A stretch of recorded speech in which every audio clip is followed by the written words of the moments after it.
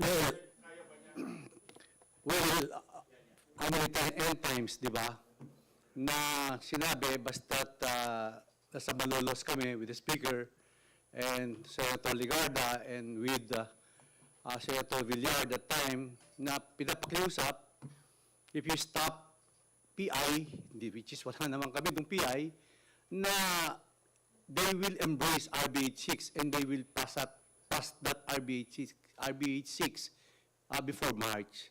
So, ang worry ko lang, na baka si Bo, baka si Senator Migs, hindi niya makukuha yung 3/4 votes. Baka wala silang 18 botong makukuha. Ano lang, worry. Yan ang iniisip ko. Kaya, ang sabi nila, DIC Development yesterday, as I have said, na sinuspend na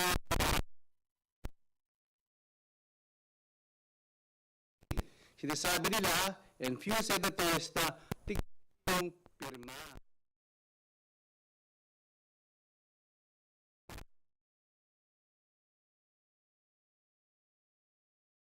The Speaker, na ipasa nila yung RBH 6 months.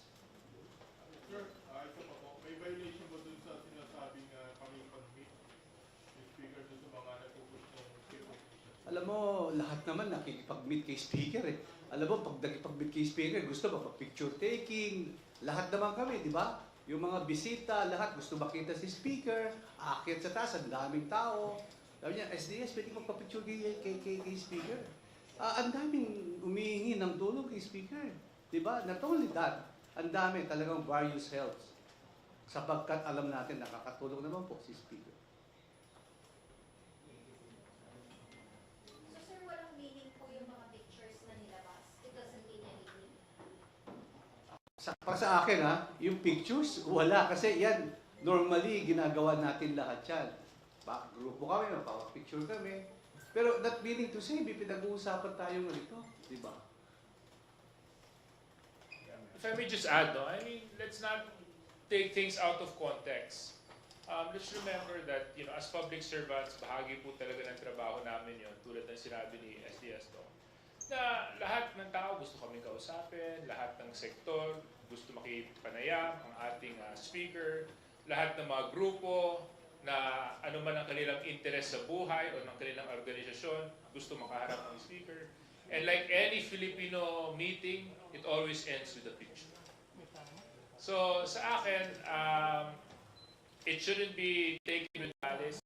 It had nothing to do with ill intent, and the photo was just used for propaganda and for political gain. May I just share my perspective, no, as an ordinary district representative.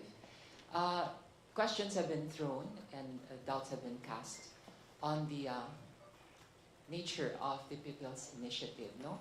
A People's Initiative is something that stems organically from the people. And in my district, this has been the case. And I think I speak on behalf of the other districts in the country. As district representatives, we are in direct engagement with our constituents. And when people face us and tell us their problems, mataas ang presyo ng ilaw, mataas ang presyo ng tubig, ng pangunahing bilihin, may kakulangan ng trabaho. And we are in a privileged position to know that most of these problems can be resolved by more investors in our country. We try to put on our thinking caps and legislate and come up with measures. And you know what? If the problem stems in the Constitution, I mean, masama ba na suportahan namin yung initiative ng taong bayan na gusto nilang more information about People's Initiative? It is our duty. In fact, the People's Initiative is reflected in our Constitution. Article 17, Section 2 actually states that Congress shall provide means for the implementation of the exercise of this right. It is a constitutional mandate. Congress should provide for the implementation and the exercise of these rights. So, it hurts me na merong malicious interpretations, nagpa-picture lang kay Speaker, picture lang sa amin mga congressman. Kami na kaagad ang nag-initiate. Para namang kino-question nyo yung kakayahan ng taong bayan na sila may gusto magkaroon ng pagbabago. This is not something new. Matagal na po, di po ba, Madjo Manix? Ilang kongreso na po. Lahat halos ng speaker. Pinag-uusapan ang constitutional reform. Even the former administration, the former president, won on the platform of constitutional reform. Di ba ang pinupush niya? Federalism. So why are we acting all of a sudden that this is something new? This is something like a violation of the sacrosanct Constitution, when in fact many of the senators during their terms as congressmen are supportive of the idea of a constitutional reform. Change is something that is permanent in life, and we should be courageous enough to change what has to be changed to meet the changing times. So ako, People's Initiative to, malinis ang hangarin ng House of Representatives. And I also believe na maraming senador ang sumasang-ayon din sa constitutional reforms. In fact, to name a few, no? Pero hindi na ako magbabanggit. Alam nyo na sila, i-google nyo na lang. Ngayon, meron pa nga sila yung resolution of both houses, number 6. Oh, ganun na lang ba yun? Nasa papel? Let's walk the talk. Eh, ang daming usapan ngayon. Meron tayong merong Senate investigation about the PI. Eh, parakip pa. Eh, tinigilan na nga ng COMELEC. Eh, sabi ganun, tama na. O, sige. Pag-usapan na lang natin, let's spend our efforts on discussing RBH 6. Ika nga, SP, Zubiri, and much to his credit, made a commitment to the House Speaker na tatrabahuin natin yan, both houses. Tapos, let's not waste time. So, ito lang masasabi ko sana. Let's walk the talk. Kung seryoso kayo sa RBH 6 na yan, pag-usapan na natin. Let's start the ball rolling. Huwag na natin pag-aksayahan itong panahon dyan sa ating Senate investigation. Kasi sinabi na ng COMELEC, tigilan na eh. So, magtrabaho na tayo. Let's walk the talk. Let's make it happen. And let's show the love to the Philippine people. There's nothing to say about change. Eh ako nga eh. Nagka-change din ako sa sarili kong buhay. Hindi naman lumubog ang langit. Ano po? So, ito, Constitution, changing times. Gawa na natin ang paraan. Maraming problema ng taong bayan ang maaring marisolba pag yung mga economic provisions na yan ay maamyendahan natin. Madjo. Okay. Klaro po sa lahat. RBH 6, the final ng Senate, they want to amend the economic provisions of the Constitution, authored by no less than the Senate President, authored by 2 other senators. So, the senators themselves are telling this country, our fellow Filipinos, na kailangan amendahan ang ating 37-year-old Constitution. The House of Representatives also is in agreement that we have to update that 37-year-old Constitution. So, medyo nagugulan lang ako, bakit yung discussion papunta sa People's Initiative na parang gusto lang, bakbakan ng isang tao. Why don't we elevate the level of discussion? Sabi nyo, RBH 6, authored by the Senate President, to amend economic provision. Anong sabi ng House? Yes, we are with it. We are with you, our friends in the Senate, in amending the economic provisions of this 37-year-old Constitution. So bakit, simulan na natin yung discussion, bakit parang, ewan ko ba kung may political motive na to stonewall again? Why don't we start the discussion on those economic provisions in the 37-year-old Constitution that has to be amended so we can help this country? Doon na po tayo dapat mag-debate, hindi yung sino nagpatawag, sino nagpapirme.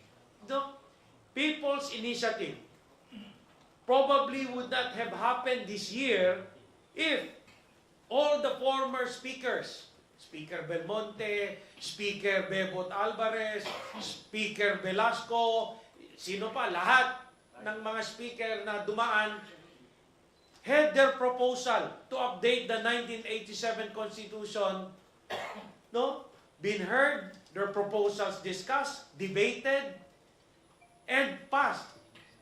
Ulitin ko ha, daming speaker dumaan. Ngayon, nandito na tayo with their Constituent Assembly. Natatanda ako, second term ako congressman, Speaker Lord Velasco, RBH number 2, Constituent Assembly, voting separately. Transmit ng House of Representatives under Speaker Velasco. Sa Senate, anong nangyari? Wala. Nangyari. Ngayon, last year, anong sabi ng Congress? Baka ayaw nila ng Constituent Assembly. Konkon natin. Binago. Last year, 302 authors. Constitutional Convention. Para wala ng senator, wala ng congressman, ang tao ang maghahalal ng kanilang konkon delegate. Last March pa, 302 authors. Strong stand from the House of Representatives transmitted to the Senate. 302 kami. Ito yung ang mas magandang proposal. Konkon na kasi wala kayong ginawa sa Constituent Assembly. Ano ngayon? January na. So you cannot blame people's groups who are already exasperated in waiting for the Senate and the House to come up with those very important updates to our Constitution. So, ako, ngayon, may appeal. Let's start the discussion on those economic provisions that has to be updated. Ngayon, if they fear, ito sabihin ko na, if their fear is the People's Initiative na hindi namin maintindihan, bakit sila natatakot sa People's Initiative? Kasi wala na yung Senate, pati yung mga congressman, tao na yon. There is only one sure way to stop that People's Initiative. And this I appeal to our friends in the Senate. You pass your RBH 6 and the House of Representatives will welcome it. You transmit it to us, we will welcome it with two open arms. Version nyo na. Kayo na bahala, magbalangkas kung anong version gusto nyo, anong economic provision. You pass RBH 6, the People's Initiative will be dead in the water because everyone knows there can never be two initiatives in the span of 5 years. Unahan na natin. We will be with the Senate. Ipasa nyo, version nyo. Kayo na, a-adapt na namin. Well, no questions asked. Diba? Sabi ni Speaker, maski blood compact pa. Sige, mag-blood compact tayo. Baka iniisip nyo kung ano-ano yung mga guni-guni ninyo. Blood compact tayo, ipasa natin. Kasi kailangan ng Pilipinas yan eh. To amend the economic provisions, we need to update the 37-year-old Constitution. You transmit it to us, we hold a plebiscite. O paano pa magpe-plebiscito yung People's Initiative? Patay na siya. Diba? How do you stop that? Unahan natin. Hindi pwede dalawang plebiscito in the span of 5 years. Ipasa ang Senate version, RBH 6, authored by the Senate President, the House of Representatives will adopt it. Sabi ni Speaker, blood compact pa. Para walang duda-duda na kung anong klaseng version pa. Version na nila, economic provision. So, by that, ang conclusion, patay yung People's Initiative. Unahan na natin. Magsama tayo, Senate and House, let us pass those amendments which our country badly needed. Jo, I totally agree with you. No? Ang masasabi ko lang, pag pinasa po ng Senado ang RBH 6, I hope they do it with a sense of urgency. Pag nag-commit naman sila, sigurado naman tatrabahuhin sana nila. Hindi naman pwedeng sasabihin, magko-commit po kami, pero uupuan namin and we will take our time. There are times that we have to work with a sense of urgency, and this is one of them. Our country needs reforms, and we should work with a sense of urgency. And definitely, we should not operate with the dynamics of fear. Irrational fear is never a valid motive to deal with our job dito sa legislation. Okay, i-add ko lang, ano yung urgency? Everybody knows. In each administration, if you embark on this kind of proposal, amending the Constitution, yung second half pala na yun eh. Kasi lahat is thinking of another administration. Everybody is in the mindset, if we would want to make this happen and not get left behind for another 6 years, we have to do it now. Kailan po yung now? Feb, March. Bakit? Magpa-filing ng October eh. Lahat yan, busy na sa kampanya. Kung nabibisi nga sa investigasyon, what more for their national campaign? They will be embarking already, going around. So ano pa yung timeline natin? So we have to do it now. You don't do it July, August, September, because that is already the election fever. The election fever will be there already. So, we pass it now. Actual version na nga nila. Hindi na kami makikipagdebate sa kanila. Ano yung mga economic provision na pinopose ni Senate President, authored by the other senators? Okay na, pasa nyo na. Gusto nyo i-transmit na dito February, okay na kami. Para matapos na kasi medyo masakit yung mga akusasyon. Whether may politika dyan, we want to perpetuate, or somebody wants to perpetuate himself in power. Eh, nandun po yung version namin. RBH6 namin, nandun po. Walang political dun eh. It's an open record. They can check the records of the Senate. It's open. They can check even previous Congress, RBH number 2. Economic po yun lahat. Walang political. So, let us not mislead the Filipino people. No? Let us show to our country that we are one. Pass RBH6, everything else will be dead in the water. Yeah, and can I just add, no? I just feel a little bit slighted by some of the comments of our dear colleagues in the Senate. Alam mo, siguro kalahati sa kanila, I could be wrong with a specific number, used to be congressmen. And when they were congressmen, every speaker that ever sat in this August chamber fought for constitutional reform. They supported the position of the speaker when they were part of Congress. How come now, na senators na sila, all of a sudden, tumitenga yung constitutional reform? Nasa na yung posisyon nila nung congressman sila? Bakit nagbago? Ilang attempts na po ito ng 19th Congress? 302 congressmen sent RBH 6 to them. But yung measure ni Senator Padilla, hindi man lang umangat sa committee level. So I'm trying to digest now, is Senate really sincere with changing, improving, and upgrading our Constitution? Because if they are, then they should have done it. And, you know, itong mga fierce talks about power and politics, wala to. Wala to. Kasi kung talagang sincero sila, at ito, hindi lang Congress ang nagsabi nito. NEDA chief na nagsabi, we need economic reforms. DOF has stated, we need to lift restrictions. Even the foreign community group of investors, we need to improve the economic situation in our country by restricting foreign direct investments. What other evidence do we need? So now I think it's really up to the Senate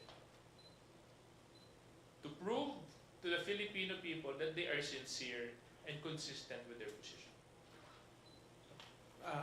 Meron pa because I have, last two questions na lang. yes, because pasensya po kasi we have a committee on rules meeting every Tuesday, 2 o'clock. Sige. Okay lang ba yung mga deputy speaker maiwan? Okay. So I can attend to the committee on rules. Kaya naman nila eh. Alam naman nila yung stand ng house. Okay.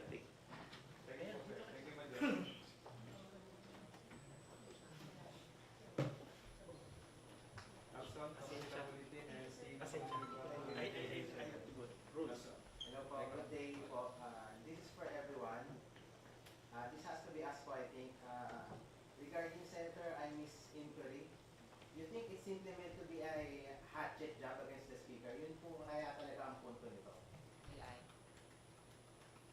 It's hard to read good senators' intentions, but my personal opinion is that it is a waste of time.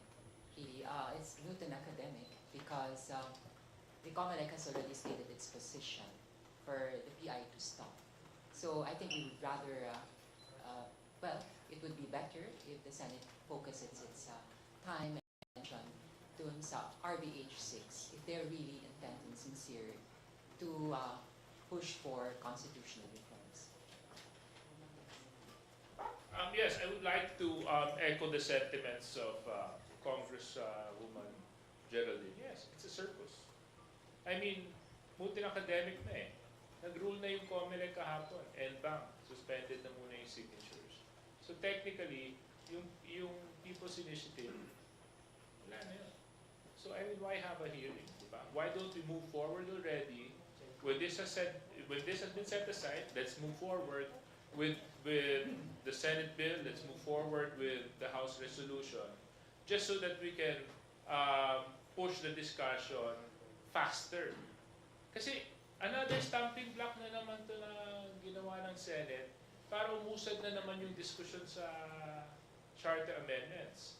So I hope it's not a political strategy that they're employing to delay discussion on charter amendments, coming up with all sorts of reasons again to na di umano kaya ganito, di umano kaya ganyan. So sana sa akin, isipin na muna natin yung kalagayan ng ating bansa at pag-usapan natin yung talagang kinikailangan ng mamamayang Pilipino.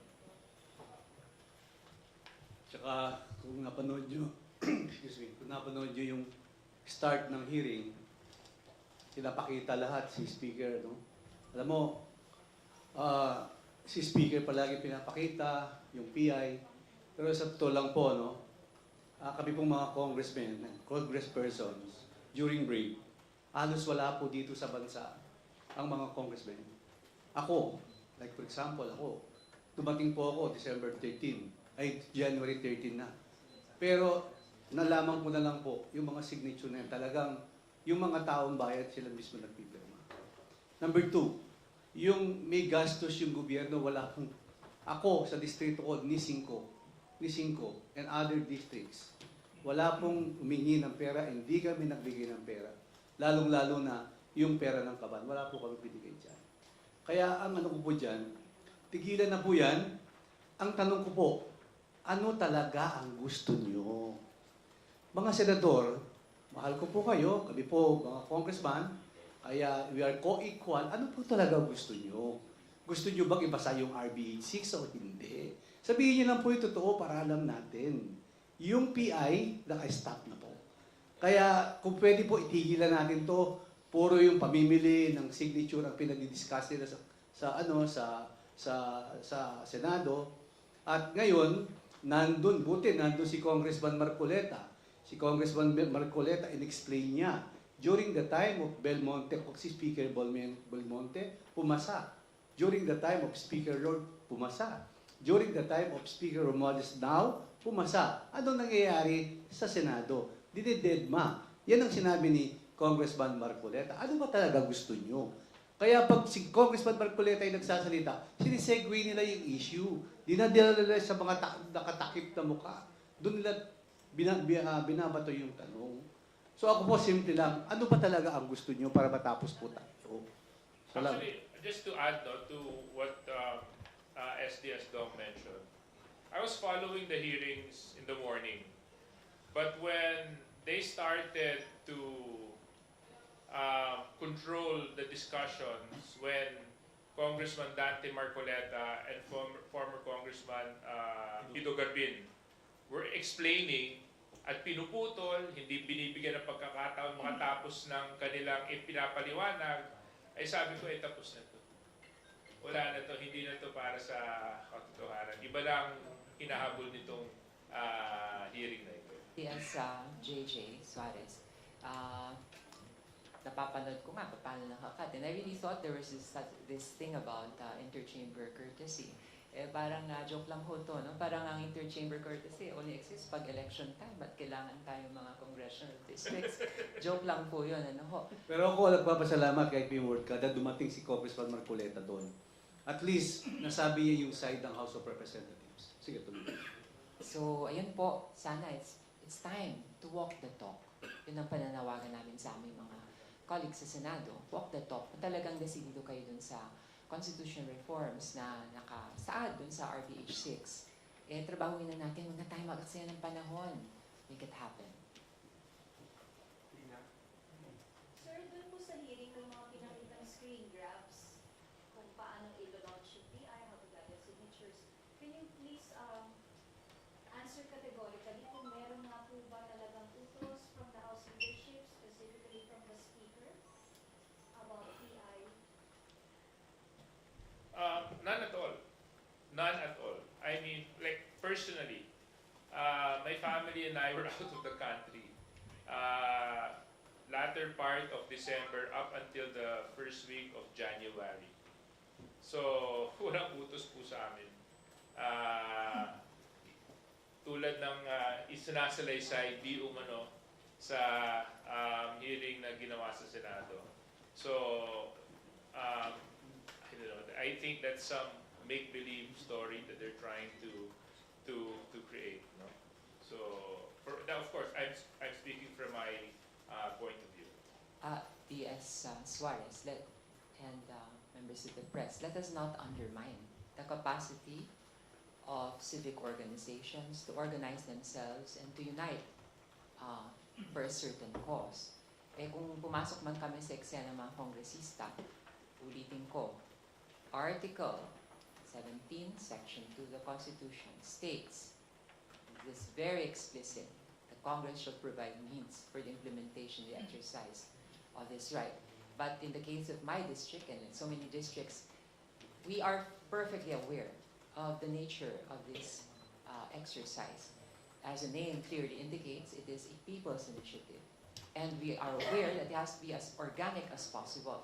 It would defeat the purpose of this initiative kung kami makikialam, kami magpupush, kami magbabay. Hindi kami tanga. Actually, marami mga nagtatanong sa akin, ma'am, dahil man lang pa-juice kayo dyan o ano. Nagtatanong, wala ba kayo dyang intention? Sabi ko, bakit ako magbibigay? Hindi naman ako nag-initiate niyan. Let it come from the people. Let it be as organic as possible. And let the people be heard. Yun lang naman ang aming punto de vista dyan. At sino ba naman kami para hindi pakinggan ang tinig ng aming mga constituents? I think this is also an exercise in humility. Kasi we, in Congress, 300 plus kami. We are in direct interaction, engagement with our constituents. We know the nitty-gritty of things. We listen, halos on a daily, lahat, problema. Tubig, kuryente, pang-graduation ng anak, pang-uniform, lahat. We are not on ivory towers, trying to call the shots and determining the fate of the nation based on a privileged situation that we would want to perpetuate. Hindi po kami ganoon. And definitely, we're not out there to eradicate the Senate as an institution. We respect the Senate, and we are part of Congress, both houses. It really saddens me to see na parang nagkakaroon ng division based on an issue na isa lang naman ang hangarin, which is constitutional reform. At let us not demonize constitutional reform. This has been an issue that has been going on ad perpetuum and ad nauseam, and it's time to act on it. Yung lang naman po. Ako naman, kung napanood nyo si Joey Salceda kanina sa Head Start, hindi naman siguro napipikon si Congressman Salceda kasi we are number 2. Yung ibang bansa, nagbukas na ng ekonomiya, tayo na lang ang nakasarado. Walang political, it's more on economic provisions. Kaya kung napanood nyo si Congressman Salceda kanina, medyo buntik na silang hindi naman nagaway.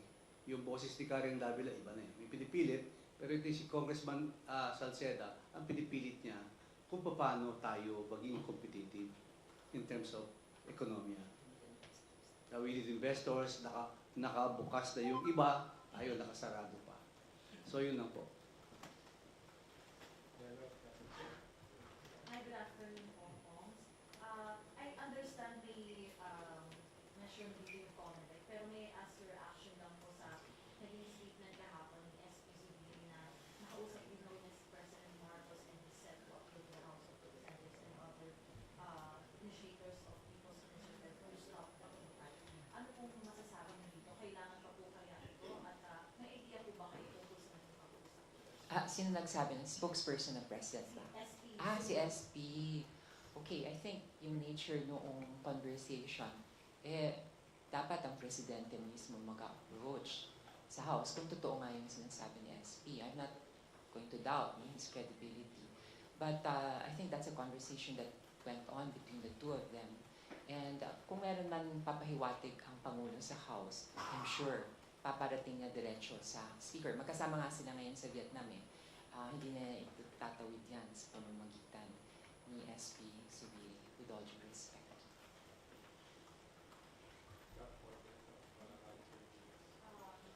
Poms, hindi po ba yung nangyayari nito runs after doon sa bagong Pilipinas nakaka-kick off lang po nung Sunday? So parang ano po yung masasabi ninyo na mayroong panawagan si Pangulo to for officials na mag-deny yung bagong Pilipinas pero ito nga po medyo may pagkakainitan po? Alam mo, itong Pangulong ito, he ran on a platform of unity. And I see him working to maintain this unity. Ang laki ng pasyensya niya. Had these things happened in another administration, iba na ang tono ng boses niya. Matagal pa, earlier on. Pero still, he is hoping.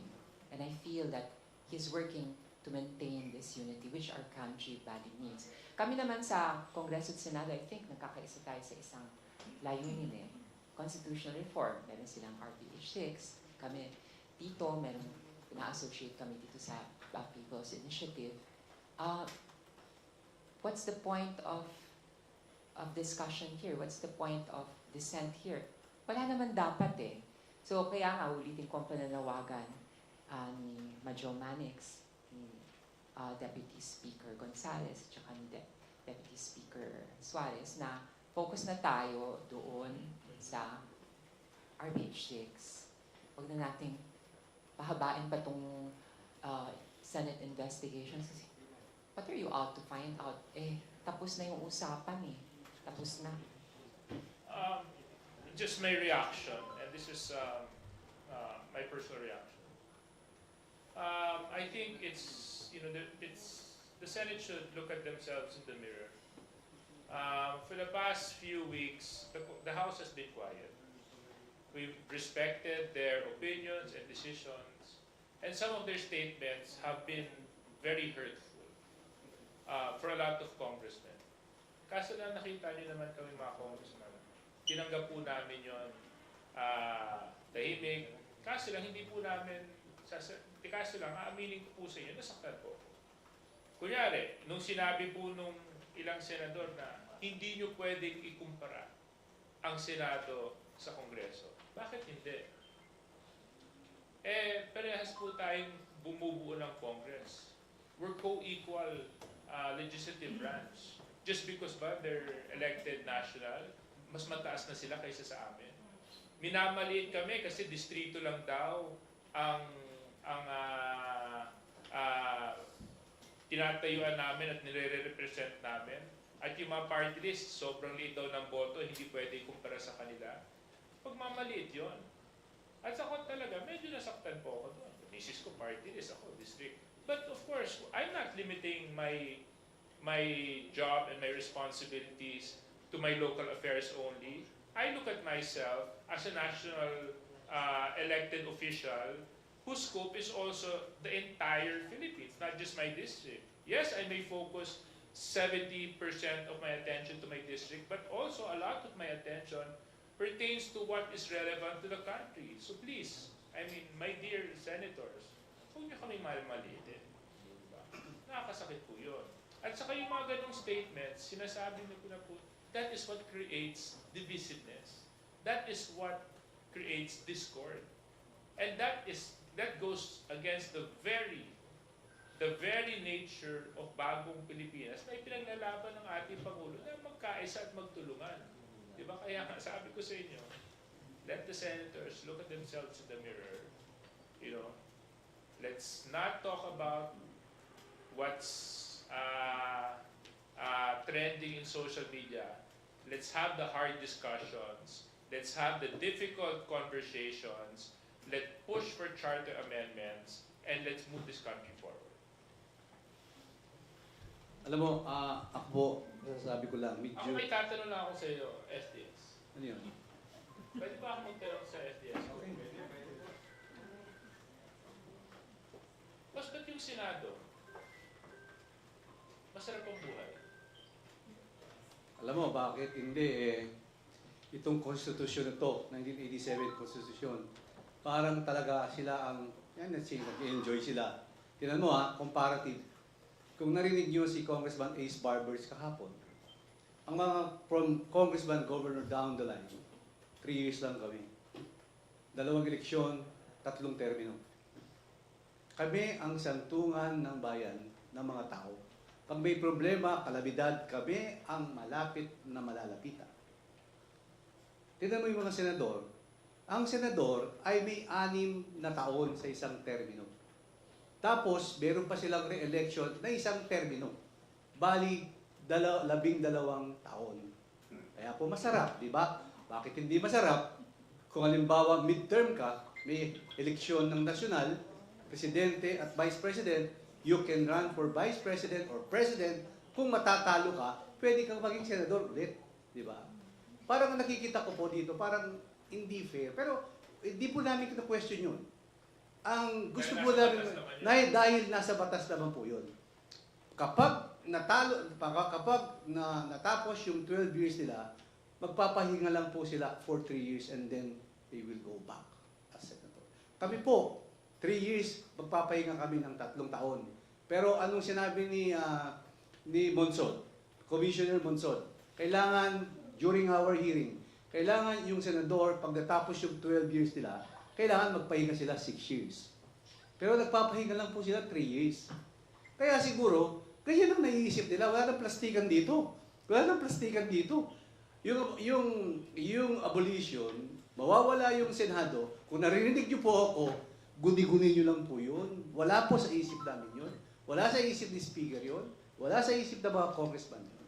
Ang masasabi ko lang po, 24 senators, pag may sakuna, opo, pumupunta po kayo. Maraming salamat po. Tumutulong kayo sa amin. Pero mga congressman po, kami po ang first line of defense pala. Kaya hindi po namin yun kinu-question, nasa batas po yan. Yun lang po ang pwede kong masabi sa inyo.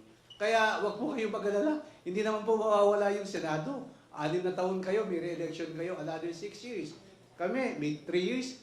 Pagkatapos ng term namin, 3 taon lang kami magpapahinga. Kayo, tapos yung term nyo, 3 taon lang kayo magpapahinga. Supposedly, 6 na taon po kayo magpapahinga.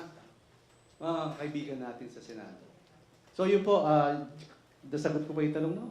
Oh, actually, I think Congressman Dong, answered my question completely. It's the reality eh. Diba? I mean, tama naman si SDS. Kasi kanino. Ako, kasi yun din yung contention ko eh. Dinadivert nila yung attention na perpetuating in power, may political intention to. Babalik ko rin naman sa kanila. Baka, kaya ayaw ninyo, kasi yung politika ninyo, nangangamba kayo, natatakot din kayo, kasi masarap ang buhay. Yes, Suarez. So, sa akin, kaya nga, inilaman na namin sa resolution namin, economic provisions ang ating pag-uusapan at wala nang iba. Dahil, pag gumanda ang ekonomiya, taong bayan ang makikinabang. Yun ang amin. Ano pa ba ang gusto ng Senate? Pinirmahan na nga namin, nakalagdahan na kami doon, binigay na namin sa kanila. Gamitin na po nila yon para ayusin na po natin yung ating economic situations by lifting restrictions. Tia Suarez, sangayon din ako sa inyo. It's a sentiment that's shared by so many congressmen and congresswomen. Masakit kapag malinis ang hangarin mo. Pero pinaghihinalaan ka o pinaparataan ka ng kahit ano-ano. Judgmental much. Hindi naman dapat ganun. Hindi lang naman kayo ang nagmamahal sa bayan. Hindi ko mo kayo senator, kami hamak na congressman lamang. Ganun ho ang iisipin nyo. Walang ganunan. Galangan lang po tayo. Nobody has an exclusive hold or a monopoly of love of country and respect for the Constitution. When you want to improve or level up the Constitution, that doesn't mean you don't love the Constitution. We love the Constitution too. Ako naman na magtanong sa'yo kung JJDS. Yes, boss. Ikaw ba, nabasa mo yung Constitution? Meron bang nakasada ng lower house at upper house? Wala. Wala nakasaad ng lower house. Correct. Meaning to say, parehas lang tayo. Isa. Wala palang top. Baka sasabihin natin lower house at saka is lower house. Yun, meron. Kaya, baka hindi ko alam. Pero wala akong sinasabing ganun. Sinasabi lang sa labas yun. Top, Pero sa bottom, or Constitution, first? walang lower at saka upper house. Ito, dahil nabanggit yung slower, kanina may isang senador nagpa-interview. Tinanong siya tungkol sa RBH 6, anong timetable? Sabi niya, baka isang taon. Diyos ko po, Rudy. Isang taon pa. Do you understand? My dear friends in media, baka isang taon pa. At number 8 na tayo sa kahulihan, ha? In Southeast Asia. Number 2 tayo sa baba. I mean, what do we want to do with our country? Right? Are we gonna focus on what's trending in social media, in Facebook, in Twitter, and in YouTube and Instagram? Or are we gonna talk about the real issues that we need to talk about as public servants? Diba? So I think, I just want to, of course, react on what SDS Doc said. Ako naman may Maski tanong para senador sa sila at congressman kami, pare-parehas lang naman po kami. Huwag naman nyo kami sasabihan na nationally elected kami, distrito lang kayo, party list lang kayo, mas maraming boto namin kaysa sa inyo, apples and oranges. Excuse me bakit pagdating ng kampanyahan, sa amin naman kayo lumalapit at humihingi ng tulong Kaso lang pag nanalo na kayo, iba na ang levels natin. Pare-parehas lang tayong Pilipino. Pare-parehas lang tayong anak ng Diyos. Diba? Dapat, respetuhan din tayo sa isa't isa. Yes, Suarez, may question naman ako para sa inyo. Okay, nagtanong na kami. Diaz Suarez, do you think may kapasidad naman ng ating mga senador para i-discuss ang RBH 6 at aprobahan na kung gugustuhin nila with a sense of urgency na hindi naman tatagal na isang taon? Palagay niyo ba may kakayahan sila? Pwede ko ba sagutin yung tanong mo, Opo. Geraldine? Alam mo, sa 24 senators, bilib ako talaga. Kahit nanonood po sila, bilib ako kay Robin Hood Padilla. Isipin mo, favor siya sa economic provision basta con us. Favor siya sa economic provision. At siya lang ang senador nag-file ng resolution ng federalism. Meaning to say, broad-minded si Senator Robin Hood Padilla. Kaya minsan tinawagan niya ako, kasi ako ang author ng RBH number 1, tinawagan niya ako. Ang sa kanya, federalism, yung akin, federalism. Pero ang problema, maraming dumidepensa, maraming gumugwalta. Hindi kami natuloy. So, I salute you, Senator Robin Hood Padilla. Thank you. Paano po yung iba? Ay, yung tanong po ninyo, address sa akin Congresswoman Geraldine, do I think they can? Well, it's something that I pray for every day. It's something that I pray for every day. That they sana they see the light. And if there's a will, there's a way.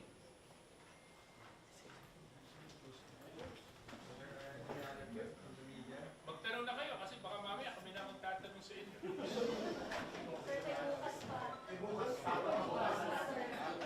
Maubusan.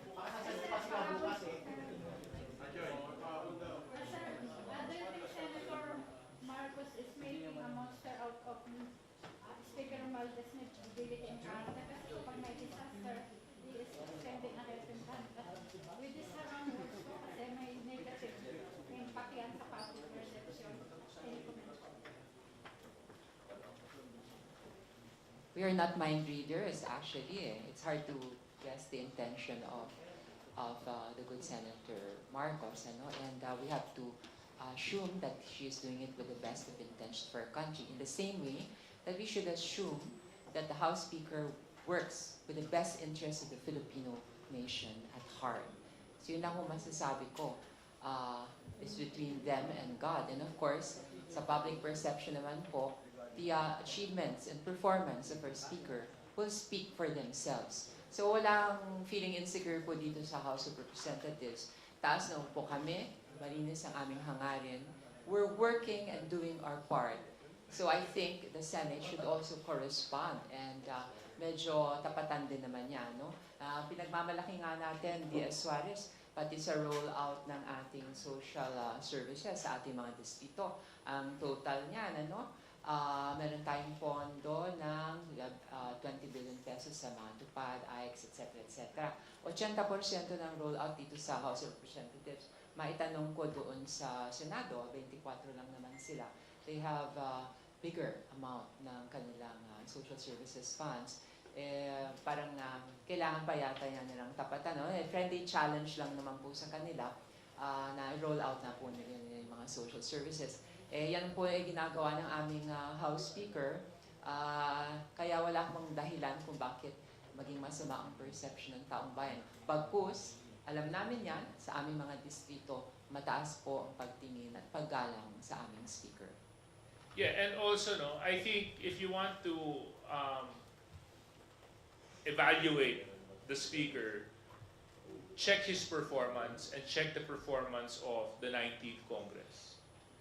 Let us not be remiss of the fact that all LEDAC priority measures have been delivered by Congress.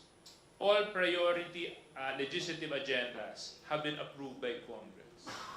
The committees are working day and night to make sure bills are properly attended to.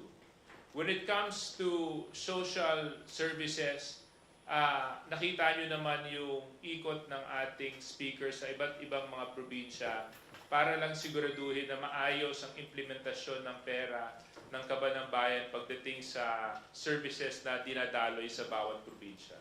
Sa madarating na buwan, mag-uumpisa na po kami sa oversight function namin kung saan titingnan po namin ang efficiency ng bawat departamento at ahensya sa paggastos ng kanilang pondo. So if you want to evaluate a person, base it on how he works and base it on the performance and on the output. That will be the best determinant in how you would want to judge one person. At nakikita naman po namin dito, kami bilang congressman, this being my second term, this is the strongest and most united House that I have been a member of.